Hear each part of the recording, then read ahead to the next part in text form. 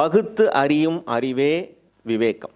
எதை பகுத்து அறிவது என்றால் தத்துவத்தை பகுத்து அறிவது. தத்துவம் என்றால் என்ன என்றால், எது மாறாததாக இருக்கிறதோ, எது அழியாததாக இருக்கிறதோ, எது ஆத்மாவாக இருக்கிறதோ, எது பிரம்மமாக இருக்கிறதோ அதுதான் தத்துவம், உண்மை, அதுதான் சத்தியம். அப்போ தத்துவம் என்றால் உண்மை. உண்மை என்பது இரண்டாக இருக்க முடியாது. உண்மை என்பது எப்பொழுதும் ஒன்றாகத்தான் இருக்கும் என்பதை நாம் அறிவோம். ஆனால் எப்படி அது ஒன்றாகத்தான் இருக்கும் என்றால், உண்மை என்றாலே அது எதை குறிக்கிறது? பிரம்மத்தை தான் குறிக்கிறது. கான்ஷியஸ்னஸ் என்பதைத்தான் குறிக்கின்றது. சத் என்பதைத்தான் குறிக்கின்றது.